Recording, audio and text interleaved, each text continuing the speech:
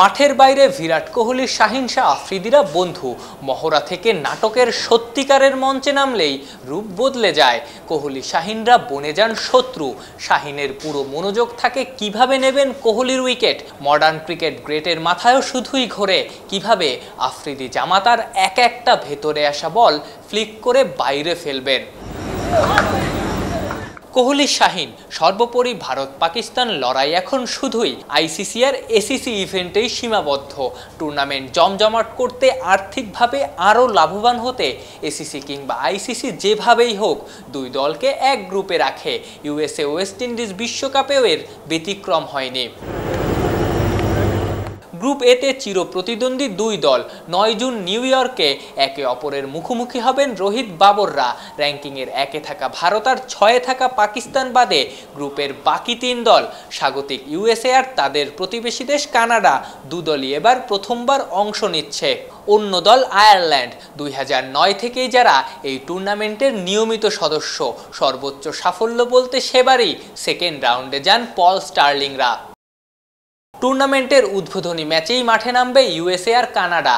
ভারত পাকিস্তানের মতো ক্রিকেট ছাপিয়ে বৈশ্বিক রাজনীতিও যে প্রতিবেশী দুই দেশের এই ম্যাচে প্রভাব রাখবে চোখ বন্ধ করেই বলে দেওয়া যায়। এই গ্রুপের সবগুলো ম্যাচই আবার ডালাস এবং নিউ ইয়র্কে। এখন পর্যন্ত হওয়া 9টি টি-20 বিশ্বকাপের সবগুলোই খেলেছেন রোহিত শর্মা। সবশেষ আসরের মতো এবারও ইন্ডিয়ার প্লেয়ার লিস্টে থাকবে রোহিতেরই স্বাক্ষর। ইন্ডিয়ার সবচেয়ে বড় শক্তিও হতে পারেন রোহিত। কিন্তু মজার ব্যাপার, এই ডানহাতি র্যাঙ্কিংয়ের 52 নম্বর ব্যাটার কোহলি 47, আর বোলিং র্যাঙ্কিংয়ের সেরা 100তেও নাই জসপ্রীত বুমরা কিংবা কোহলি কি করতে পারেন নিশ্চয়ই নতুন করে আর বলে দিতে হবে না। তবে টিম ইন্ডিয়ার আর এক শক্তির জায়গা সূর্যা কুমার যাদব।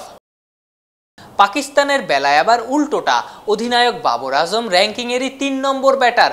2-এ মোহাম্মদ রিজওয়ান, শাহিন শাহ আফ্রিদি কিংবা বেশ কয়েক বছর পর দলে ফেরা মোহাম্মদ আমির। তারা কি করতে পারেন সবার জানা, এমনকি এক্স ফ্যাক্টর হতে পারেন ইমাদ ওয়াসিমও। আইরিশদের প্লেয়ার্স টু ওয়াচ তাদের অধিনায়ক পল স্টার্লিং। আন্তর্জাতিক টি-20তে গুটি কয়েক ব্যাটার 3000 রান করেছেন। এই পাওয়ার হিটার তাদেরই একজন। গত মৌসুমে আইপিএল খেলা জশ লিটলও হতে পারেন আয়ারল্যান্ডের ভরসা। ইউএসের কোরি অ্যান্ডারসন কিংবা আলী খান বাংলাদেশ সিরিজে দেখিয়েছেন তারা কি পারেন। কানাডার বড় ভরসা আবার নিখিল দত্ত। বেশ কয়েকটা ফ্র্যাঞ্চাইজি লিগে খেলা নিখিল আটো লাইন লেন্থ মেইনটেইন করতে পারেন। 6.5-এর কম ইকোনমি সেটারই সাক্ষ্য দেয়। এই গ্রুপের হট ফেভারিট টিম ইন্ডিয়া। পাকিস্তানও এই ফরম্যাটে বিশেষ করে বিশ্বকাপে দারুণ করে। বর্তমান রানার্স আপও তারা।